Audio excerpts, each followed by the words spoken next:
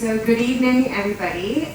Welcome today to HKU. My name is Cheryl Choi. I am an assistant professor here at the Department of Social Work and Social Administration, but also going to be the MC tonight for this wonderful program, jointly held by UBS, the Sustainable and Social Innovation Leadership Program.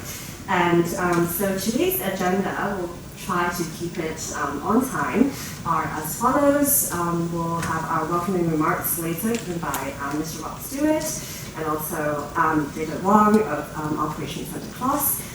But before that, and then we'll have alumni stories, and then at the end of this program sharing, there will be administrative information for you, for those of you who are interested to apply for this program, the procedures and important dates and so forth. So without further ado, I will leave it to Dr. Lucy Jordan first to warm you up a little bit with a short survey. And so Lucy, please. Okay.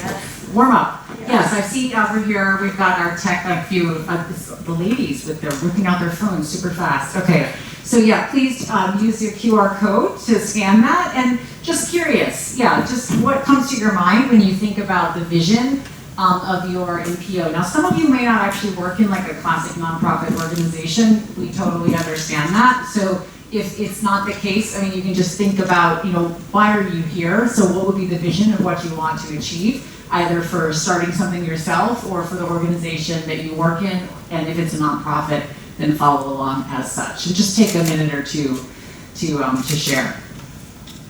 And then I think, you're going to switch to show, okay, ultimately, good.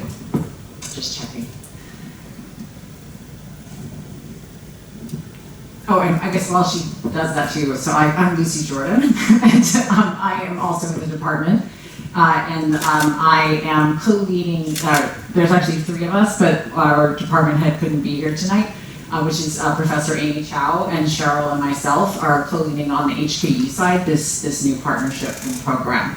And so I'll be sharing some of the background and details about things tonight for you. Excellent. Well, it's nice to know that sustainable is high up there since we put sustainable in our title for the new program. So, I think that sustainable is something in my view when we think about nonprofit sector, can mean so many different things, right? Because I think, it can be about, being able to have sustainable funding resources, right? But, it can also be, so much about like achieving really sustainable change. And, so I think we can really think about it in many different ways. So it's nice to see that resonates, with people. And then, I think I can also see in here, things that have to do more with what I would say are some of the sort of ABCs, things that we want to learn about in a more systematic way if we're trying to build our capacity in the field. So, understanding things about, how do we manage HR processes? So, like encouraging volunteerism, right? That's part of the HR processes for many nonprofit organizations. And, what about partnerships? How do we think about, seeking and also setting up and maintaining strong partnerships? And then, there's also the things to do more with the actual kind of social issue that we're interested in, right? The population.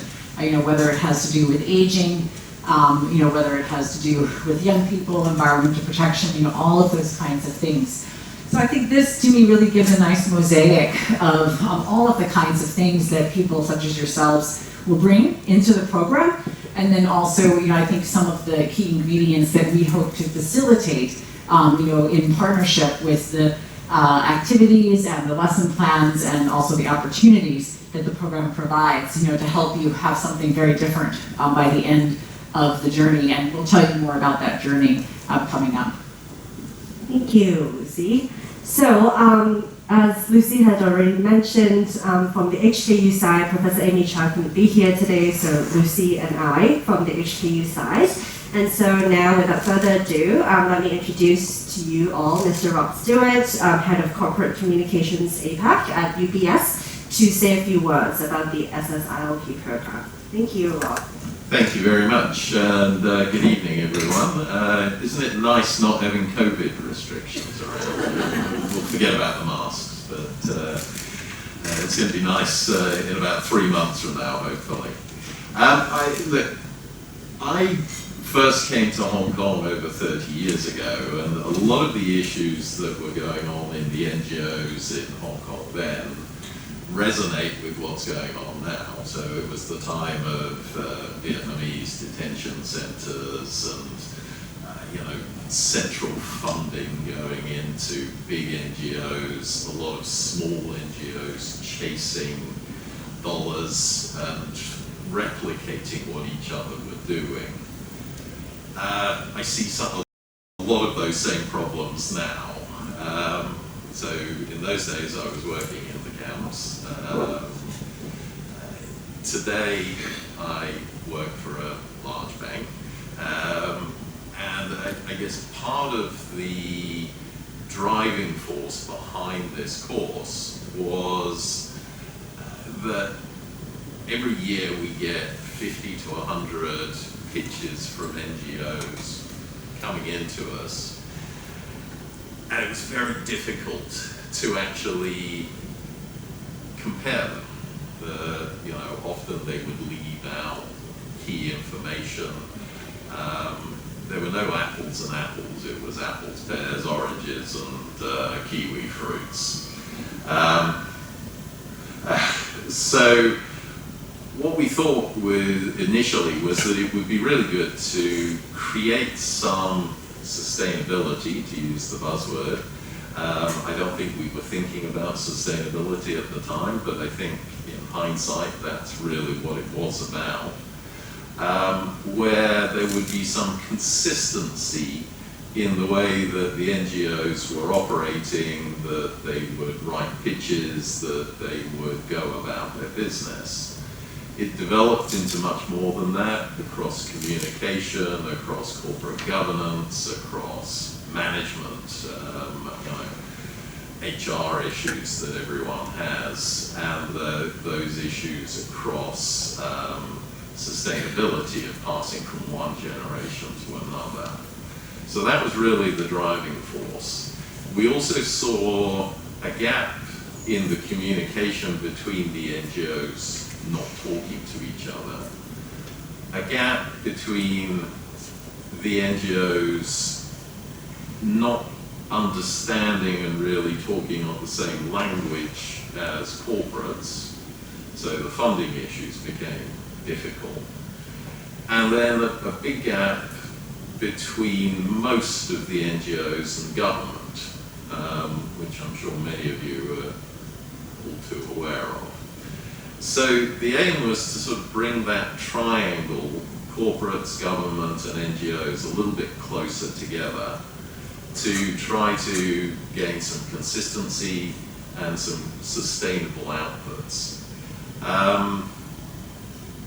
Some of the things that have worked really well, to go through some of the things that we've looked at, we wanted the corporates to be giving back, and we have a lot of people in the banks who have finance expertise, who have legal expertise, who have HR expertise, who have marketing and communications expertise. And so setting up a mentoring program, and I think that's something that has been much enjoyed both by the NGOs that we've worked with and by the staff that we have. So that real giving back with solid information of current problems both with the NGOs and best practice from the corporate side. That's been quite effective. And then the other piece that I think is working quite well and is growing is the Alumni network. It's good to see people here tonight who've enjoyed several years of the benefits of this program. So there's a lot of experience, I think, that can be shared across Hong Kong. And given the last 3 years where we've all been through some fairly desperate challenges around COVID and being closed off It really has exacerbated the gap in society, that wealth gap, and made the NGO space a lot harder. I think this is a very timely course.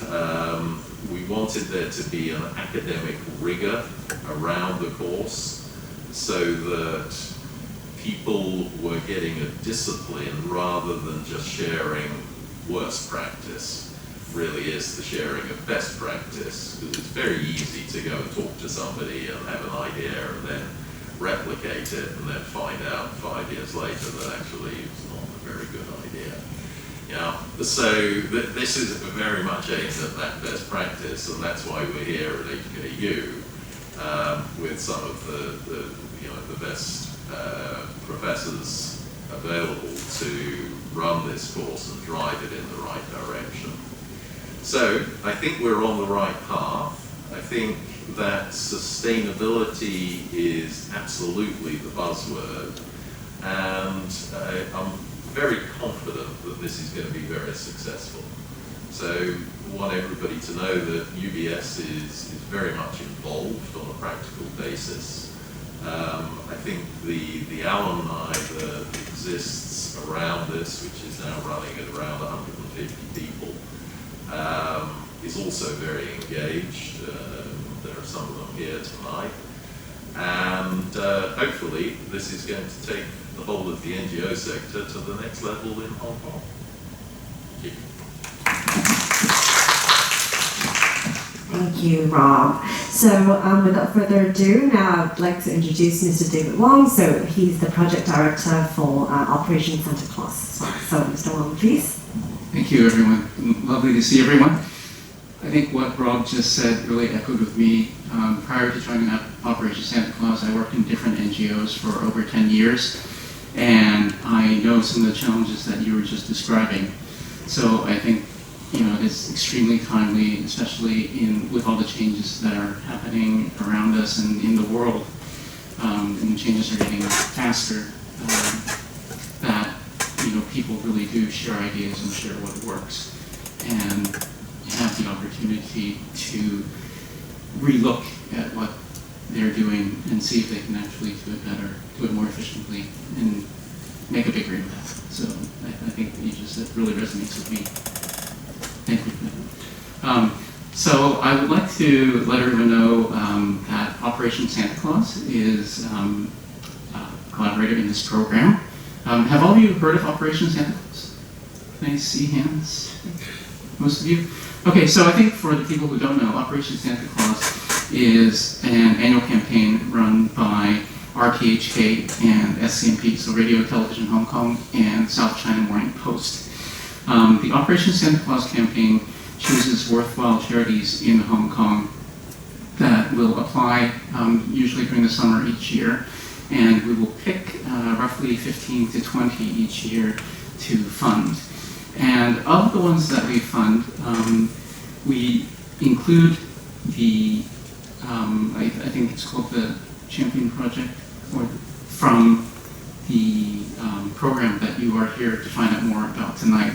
So we would definitely look forward to the types of ideas that you as interested parties and as potential applicants are coming in with, and the unique ways that you want to serve the Hong Kong community. So why Operation Santa Claus? Operation Santa Claus started 35 years ago, so it is our 35th anniversary. We hope to give a voice, especially to smaller organizations that may not be well known to the general public or to funders, and to provide a platform where we can actually raise your profile in addition to providing funding to the project that you are applying for. So that could be done, for example, through interviews with RTHK, that would be done through stories in SCMP, and also other promotional activities that we would have during the campaign period. The campaign period typically, for those of you who know, runs during the months before Christmas time, although we're still busy in the middle of Operation Santa Claus, but most of the publicity goes out before Christmas. And we definitely do thank those of you who've been involved in the past, maybe as NGO beneficiaries, to UBS as one of our major funders, and we'll look forward to hopefully seeing your project this cohort. Thank you. Okay, so I've ran out of batteries. I think, oh, here we go. No, that's fine. So thank you very much, Rob and David, for your sharing. So the next part here, I'm going to invite Lucy again to talk to you more about why this program could be very useful and also appealing to all of you. And so Lucy, please, and then afterwards, perhaps some program features in the next slide. Sure. Thank you. Okay, so I just prefer to get up. It's my way.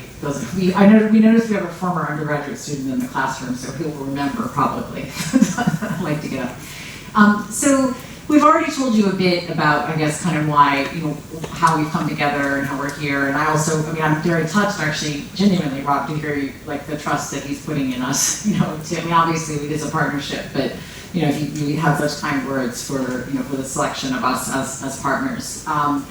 And it's true though. So Cheryl and I, and myself in particular, I run the Master Nonprofit Management Program here in HKU. So this was a really exciting opportunity to me because I see it as related but different. And so it's kind of interesting to me in an intellectual way too to think about like what's what is a training program. How does it, how do we differentiate that from kind of the more full-on academic program? And so first of all, it's a collaboration, right? So we're really working. We have a steering committee that exists of these members plus the other representatives that aren't here today. We've spent over the last number of months, we gather every month to have a virtual meeting and kind of really think about what's important from this program, from what can we take from what's come before, and then also how do we want to pave the way forward. And so what our mission, if we could say, is to equip you all, the future leaders, with both the theoretical academic knowledge and also practical skill to help you to be better able to resolve problems in society, in our society, and ideally more broadly speaking. So we aim to develop and deliver a curriculum to build capacities and competencies, both of people that are currently leading and also maybe those that are a little earlier in their journey that will become the future leaders. The element of networking and collaboration is also really important to us, and we do have 2 alumni who we're going to be sharing later, and it kind of happens by chance, like not so much by intention, that they were in the same cohort. And so it's kind of interesting about the networking dynamic, that they have shared a bit with me about, and the story about how they came together. And we also will be connecting, not just NPOs, but different philanthropic organizations, public sector, and of course academics ourselves and further afield, to really try to provide a kind of full 360 experience for the participants. And we hope, yeah, that's fine. Okay, go ahead. I can move on. You're just telling me time, manage the time. So we have a number of features. So one of them is that we will be delivering what we call in academic speak a flipped classroom. So basically the idea there is that when you come in, we aren't going to be lecturing, and so actually we will be aiming to deliver in between the sessions about an hour's worth of material for you to consume in different ways, listening or videoed, maybe a bit of reading, but kind of a so you can try to do it on your way to your busy lives, and then we'll have activities when we gather, because that's the most important thing, right? Creating the engagement opportunities and have guest speakers and things like that to come in and run mini workshops. We'll have the speakers will be drawn from across different sectors, yeah. Mentoring sessions, we'll dive into that schedule a little bit more in the next slide. There's the awards, as we've heard about a bit already from David, as well as, of course, the completion certificate, and then the media coverage that comes with the winning projects for the beneficiary of OSC. Okay, yeah, so I'm not going to go through everything because it would take the rest of our session, which we don't want to do. But you can see this is the rough guideline for our schedule.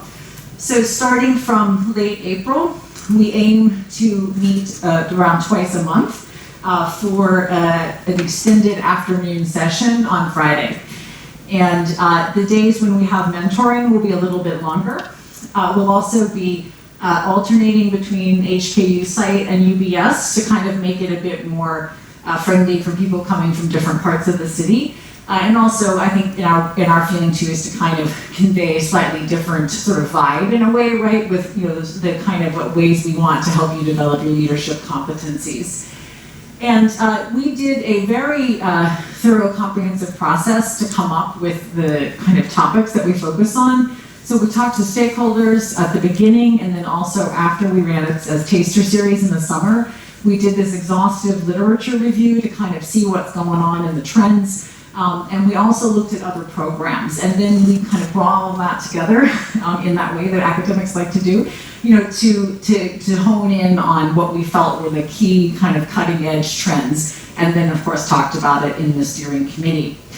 And so I'm really quite excited about the way that we're going to unfold this program and be able to learn with you all that come into it. And it will of course culminate in the pitching and closing ceremony, which of course links with the OSC funding component. But I mean, importantly, I think this whole process is so important for the skills set of a leader in nonprofits to be able to communicate clearly and succinctly, what you're aiming, what your mission is, and what you want to do, and be able to communicate with diverse stakeholders to raise funds. Yeah. Thank you, Lucy. So, without further ado, our next part, we will move on to our alumni sharing. So may I first invite Mr. James Chong. So he is the founder of Rolling Books and also one of the alumni of the program. So Mr. Chong, please. Thank you.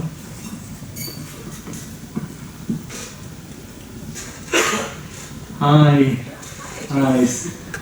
So we're going to chat about this? Yes, please. Sure. So yeah. I'm actually thrilled to come back here, even though it's a different campus. But I think it's always like to see familiar faces and new faces, and I'm very happy to be here again to share a little bit about my journey. And actually, Lena will be sharing her part as well. I'm so thrilled to have her, alongside me all this time. And I think it's one of the great things about this program is the networking. It's real. It's still happening, and also you can see the rundown of the program. It's very intense. It was really intense, and I think it's a very great way for you to step back from your day-to-day NGO work and then go back to the campus to spend some time to refresh your new knowledge and get to know more people in this sector. I think it's very important. And I think one of the pretty key learnings I have is I was starting a social enterprise at that time when I joined the program, and it's particularly useful for me. I recall a few instances where I got so inspired by the program and get me to do something with my social enterprise. The first very important thing is I was starting my project Rolling Books just a few months before I joined this program. I wasn't sure whether they would take me in, and I'm so glad. I think maybe because I come from a very different background. Usually I see more like classmates. They are from NGO sector, where they have worked for a few years and emerging leaders. But I thought of myself as a nobody at the time because I just started a few months ago. Even though I was lucky, I was working in Oxfam for a few years, but it was quite new for me when I started Rolling Books, and I worry about that. I worry about I couldn't catch up anything. And one of the very first thing that this program got me to do is it got me to write down my vision statement and mission statement. I think that's so important. I mean, the vision statement and mission statement that I have on my website is still exactly the same wordings from those days I joined this program, and that means, it's giving me so concrete information about how I should start my social enterprise at that time, and still working on that. If you don't mind, I'm going to interrupt for a second. Can I have a quick show of hands? Like, who works in a traditional nonprofit organization? So, like, you know, the kind of not, it's a Section 88, could be small, could be large. I'm just curious if we could see a show of hands. Okay, so could I assume then that other people work in some other sector or maybe don't even currently work? Is that correct? Could I see some not? Yes, okay, just to check out, because my guess was we have people in this room that are kind of like James maybe too. I was thinking that was the case, yeah, okay. Yes, I think I'm thinking what other things I've learned in the program is I think apart from like what you had seen around that, particularly I'm so impressed by the I think the strength of the organizing partners like in SCMP and RTHK. They're so good at media, right? And one of the best classes I have in this program, as well as other programs, is the media. It's the media engagement program. I quite remember the day they picked us up and to do a demo, like press conference for an NGO which got into some trouble. And you got some of sort of like you pretend that you are in kind of one of these worst case scenario, and because like SCMP have like professional journalists to come here and try to ask us questions, real questions, with their media voices, and then it got us into that exact feeling of how you respond if your organization got into some crisis. I think that was a very good exercise, which cannot be found elsewhere, because it's exactly the strength of this partnership program. Excellent, that's great. Can I ask you to come up as well, Lena? Is that okay? Yeah, I was just thinking actually, yeah, I'm just gonna.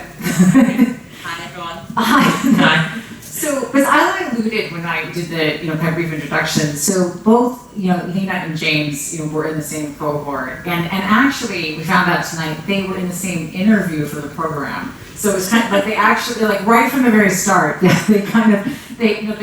started sort of working together, and I think interestingly when I was chatting with them a bit beforehand, they both founded kind of what we call limited company, I think, right? Yeah, which many people do when they want to found a new organization, because it's relatively easy to do, right? Rather than to get the Section 88, which is the charitable status. It takes time to do that. It also, you have to usually have a bit of experience, right? And you have to have something to show that you're worthy of it, right?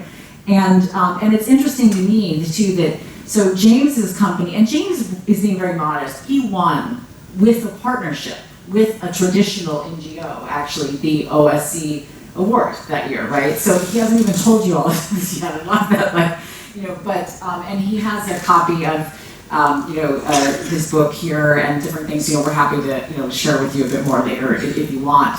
And he still runs a limited business, actually, which was kind of interesting to me, chatting with him a bit about it. Whereas the Lena, who founded an organization around the same time, has gone through the process to actually become a Section 88. And so her organization now has a different status. And I would imagine, that some of the skills you learned and some of the networks you made in this program, Lena, helped you to kind of, to have the confidence to also, know the benefits, and realize that hit eye on the target to go and do that. So I'm wondering, could you share with us a bit about some of the things you got out of the program as well? Yeah, thank you, Lucy. So thanks for having me. My name is Lena Wong. I'm the founder of an organization called Hong Kong Momtrepreneurs.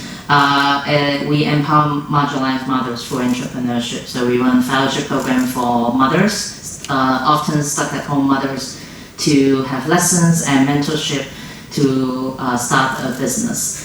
So when I joined the program in 2019, I actually didn't know James' organization. It was as young as mine. We founded the organization in 2018, so it was fairly new, and I was very blessed to be accepted to the program. I don't know if anyone is from that organization, but before my time, I was told that the previous cohort always have someone from a well-established women organization having someone in the program. It sounds like I took that quota from that organization. But having said that, to me, it was very eye-opening because I came from finance, working in the private sector for many years. So it is a very good experience for me to learn more in a proper manner how to manage an NGO. And kind of blending, of course, with my knowledge from business side as well. And then having the opportunity to meet NGO of different backgrounds and social enterprise. So in our cohort, we have people who work for, traditional, government support organization, international NGO, as well as new startup NGO, uplifters and all that, and also social enterprise. So it was a very good combinations where we could learn from each other. And at that time, our lessons were every Friday from 10 to 6. So it was literally, we were basically stuck with the same group of people every single week, which can also be something quite special. Like in a way, we kind of build that bonding. Having said that, of course, at the converse, sometimes we bring our laptop and end up doing our own work. So it's a good thing to see there's change, whereas half a day making it more condensed, but yet everyone can be more focused. So I resonate with what James mentioned about the great training, the media training. I still remember, what I learned from there at that sessions. Other than that, I wouldn't be able to really say any particular module or any particular knowledge that I learned that would be useful, but pieces of everything that helped me, grow the organization and the steps that I have taken the organization to. And certainly for me, the mentorship sessions were really good. I guess, I don't know if it's by design or somehow, I do have two great mentors from UBS. I had Amy and Afina, so I guess I had the best of, more or less the best from UBS, and they were both very supportive. Perhaps for my project has to do with mothers, so both of them gave me a lot of good insights about how to bring the program to, although I didn't win, but I think I had a lot of learning from that. So I should probably save time for James because everyone would really want to know how he won, right? I actually, before the prep, I said I should be the one doing sharing first because everyone wants to listen to James. Well, so James, why don't you, people probably are a bit interested. I think we were chatting here beforehand. Obviously it's an incentive if you can win this money for your organization. And but the whole process, right, itself is that's a major part of the training, at least from our perspective, I think. And because you're getting this, very bespoke training curriculum, but also the media, training from the experts in the field, and you're getting the rigor, of having to prepare after the bid. And I was thinking, actually, this last cycle of OSC, one of our graduates from the Master's Nonprofit program was successful in securing funds for the organization she's gone to be director of development from. But I was thinking, she didn't have this mentored training. She had our curriculum, maybe it has something to do with it, I don't know. But I think that you're getting this bespoke help to walk along the way, right, to prepare to do this. Whereas once you're out there in the field, you're kind of just left to your own, to know what you need to do. And that's exactly at the heart of what Rob was sharing earlier, about how they were recognizing that there was a mismatch in communication, between the expectations, from the corporate side and from the NGO side to be able to partner effectively. But if you could share with us about your experience, maybe in the process, and then what you think maybe helped you secure the winning. I think seriously, I really didn't expect to win because when I joined the program, being a social enterprise, right from the beginning, I knew for a fact that I'm not eligible to get the funding. And so I just purely went in for the class for the knowledge or for the networking. I think that was the whole mentality at that time, because like I'm not eligible at all. But eventually, in the middle of the course, I interrupt quickly and say that's probably part of why you got it. Do you know what I mean? Like, because you had that open mind. Do you know what I mean? You really like think you have that open mind of really like wanting to get everything I can and learning out of it. Okay, yeah, exactly, I think. And eventually, in the middle of the course, I think they announced that I would be eligible to go to the pitching and get the award if I partnered with Alumni charity, Section 88 charity from the class before. And I think it got me into thinking, oh, do I know anyone from the classes who might like to partner with me? And then I eventually remember, I know Dr. Dong Leung from Audio Description Association. She was in the cohort before me, and I knew her from other like incubation programs, and because I'm good at, I'm doing reading promotion, and she does audio description, mostly for films and TV programs, and I suddenly remember, figure out how about, we put to do this project together, and while we work on picture book, and I invite her to do audio description on picture books, which has never been done before. I think it's that kind of like innovative partnership when this program, it's actually the terms or the guidelines of the rules of the award to get us together. Because or otherwise, I wouldn't imagine, okay, I'll work with her for this project. And I think that's exactly the innovation that we can derive when you consider working with a different NGO or social enterprise. I think that's one of the reasons that we got the funding. To me, that's a lot about innovation, I would say too, right? Which again is like really doing something new. And again, the reality is often if we just use the same tools, like our own like toolkit, then we probably aren't going to necessarily innovate as much as we would if we do something totally new, which, like figuring out that, I think it's a perfect example of how that can spark new creativity. Yeah. And Lena, you mentioned as well, though, even though you didn't win, that you had a really great experience partnering. And I'm curious if you would share a little bit about that. Yeah, so when I was in the program, Hong Kong Entrepreneur is not a charitable organization yet, so obviously I was also in the same mentality thinking, I think I could manage to get a pretty good for the different prices. The tuition fee is different. Anyway, I think it wasn't that bloody expensive. So I was like, okay, let's just join for the knowledge and the network, which that's what they're supposed to tell you in school, right? You're here for the knowledge, not for the grade.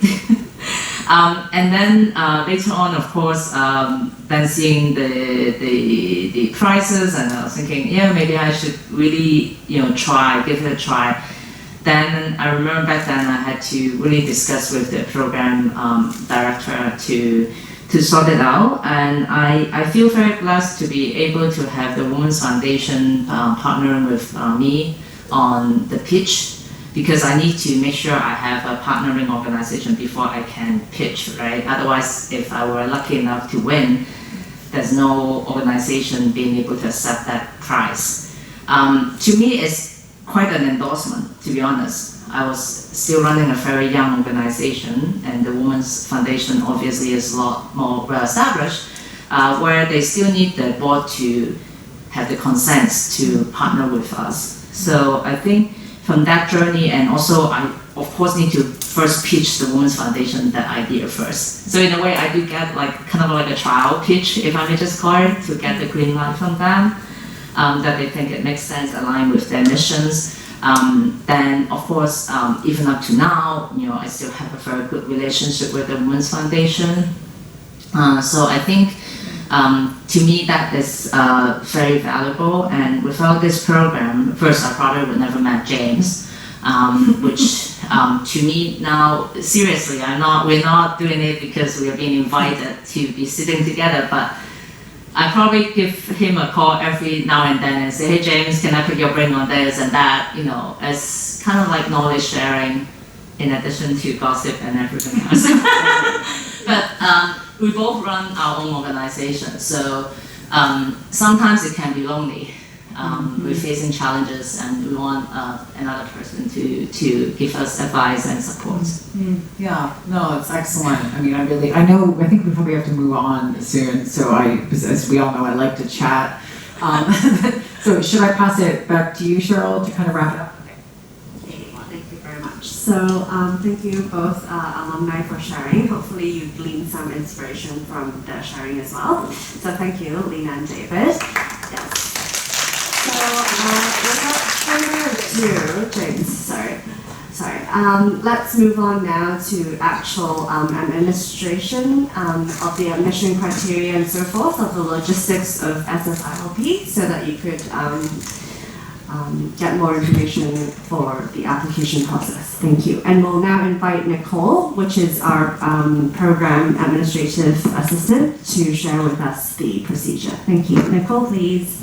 Thank you, Cheryl. So hi everyone, my name is Nicole. I'm also from HKU. I mainly take care of the administrative tasks that this program has to take care of. So I'll briefly walk you through the though tedious but necessary application process. I'll try to keep it short. So our program targets to recruit a maximum of 30 participants because we want to keep the class size rather a smaller class size, so to ensure each participant can get enough attention and also interaction with their mentors. And we do have some requirements for our applicants. And first of all, for academic requirements, we expect you to have a bachelor's degree or higher in any discipline. And if you do not hold a bachelor's degree but have other degrees, for example, associate degree or higher diploma, we will also consider. But we will evaluate your application on a case-by-case basis, and we hope all participants has a good amount of English, because basically our training sessions will be conducted in English. So in terms of work experience, we expect you to have at least 3 years of working experience in the nonprofit sector, preferably, and we'll give preference to those who have supervisory experience. And we categorize applicants into 2 categories. So you're either employed by a nonprofit organization, either NGO, charitable foundation, social enterprise, social startup, etc., or you're employed by a corporation and you're involved in work related to CSR or public services. We also accept application from individuals as long as you have show you have a high level of commitment to NGO work or community work, then we'll also consider. So on the application form, you need to elaborate the type of work you've done on your own. Like if you're not employed, then the work you have done outside of work, and we will consider. And again, every application will be evaluated individually. So for the course fee, there are 2 tiers. So for participant from a non-profit organization, as you can see, it's 3,000 Hong Kong dollars. And if you're from a private corporation or you're an individual participant, then the charge will be $11,000. So our application will start at 12 p.m. tomorrow, the 10th of January. And the application deadline will be by the end of February, which is 28th of February, 12 p.m. So you'll be given around 6 weeks to complete your application. So to complete the application, you need to finish 2 documents. The first one is an application form and also the endorsement form, which will be completed by your supervisor. From your company or organization, because all our training sessions will take place on weekdays on a Friday afternoon. So we need your organization to give you full support to make sure that you can attend, you can commit to our program.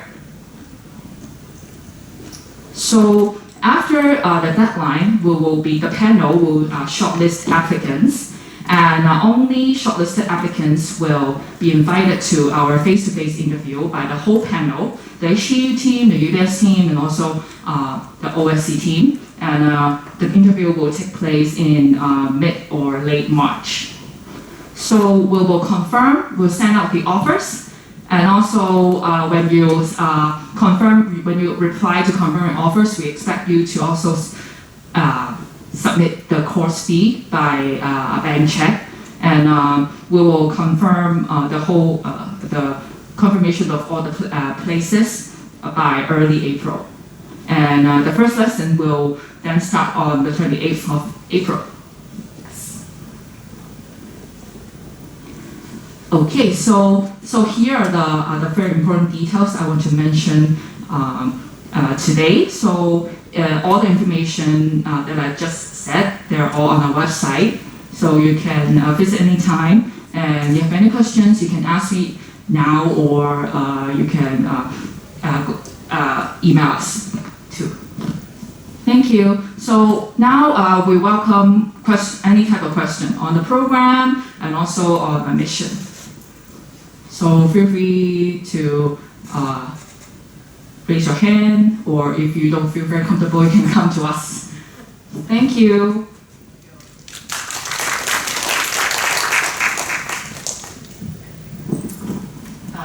Sure, I guess we have about 10 minutes, 11 minutes for any questions or comments or anything. One thing Cheryl just sort of whispered in my ear, which I think is, if you're obviously an individual, you don't need an endorsement form. I mean, I think it kind of makes sense, right? There's no one to endorse you. I think, right? But endorsement form is if you need endorsement from your employer, basically. I think that, yeah, just to clarify. So any clarifying questions, things like that, we're happy to answer for you.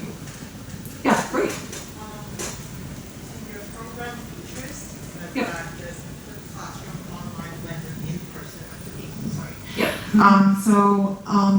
You from your list of your modules, so Yeah. is it going to be all, there's going to be an option to attend online, or it's going to be? No, so can you flip back to the curriculum page? Yeah, we have more. Basically, those sessions will be in person. Yep. And the sessions will be in person. But as you heard from James and Lena sharing, we personally felt that the intensity of the prior program was too much when we heard about it. Yeah. And I guess it was kind of echoed by what Lena said when she said, that we were doing other things during some of that session.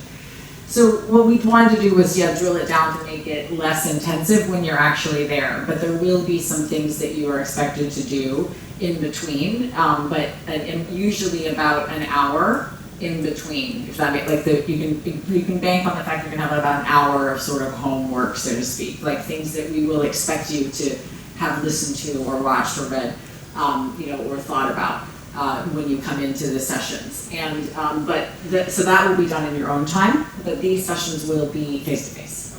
Yeah, no, I'm glad you asked for the clarification. Yeah, because it sounded like as if they were going to be having an option to be attended online. Yes. A follow-up question, I guess, Yeah.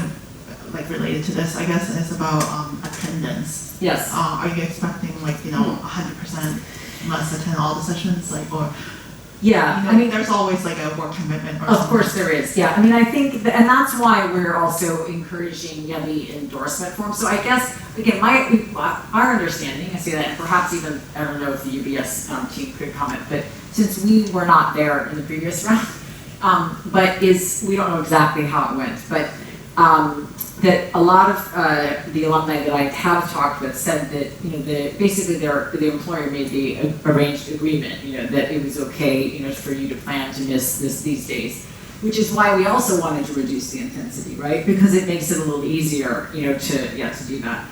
But I think, as with any kind of professional learning, there always are things that come up, right? Yeah. But I think we will strongly encourage people to attend as much as possible. And I think, to be honest, I might, if I was talking with you about it, I might say like, hey, is this the right year against it for you to do it? Like if there's some major things, that are gonna conflict and, because we're gonna be running the program for 5 years. So, right, and so it's kind of like, look, let's try to really, think it through strategically that way. But I would, expect that of course things come up.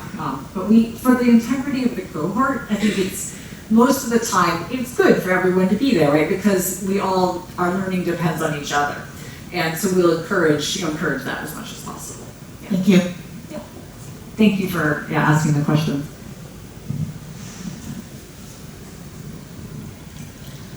Is there another one? No. Oh, okay. Okay, great. Thank you.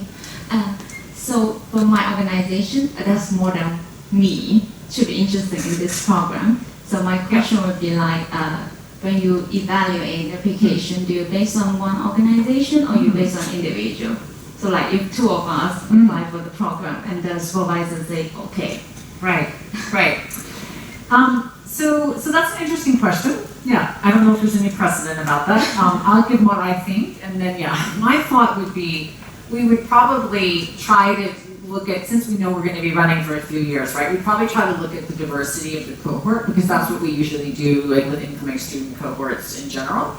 And so therefore, might say, look, if there's 30, eligible participants from different places, and we need to make a choice, then, probably we might prefer to have like a mixture, right? But I think, again, to me, it's like if those were the very best candidates, kind of think, then to me it would say, well, we probably want the very best candidates. So I think it would kind of depend. But I don't know, Cindy, is there any precedent from previous?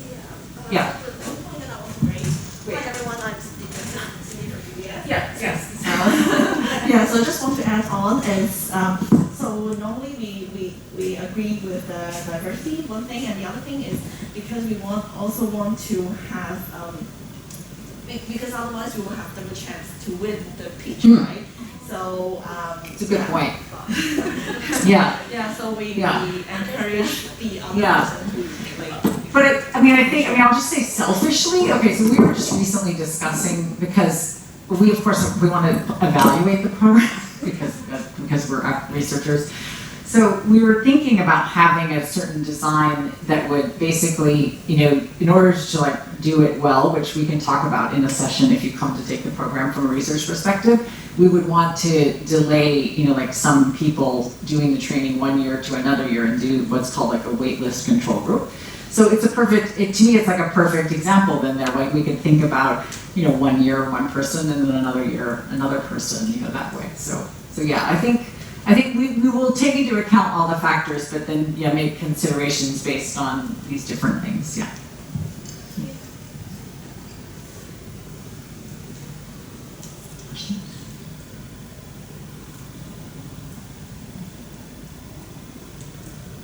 No? Okay, we'll give you 30 more seconds, but in case there's a shy sharer.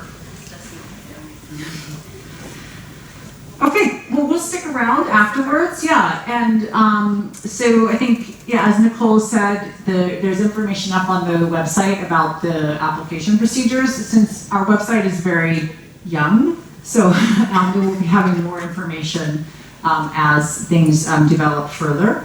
But I think the critical information is up there right now. And aren't they going to need to prepare a video also for the application? There will be a recording of this session. No, I thought when they did their application that they were going to have to record a little something. Did we talk about that? Did I miss it?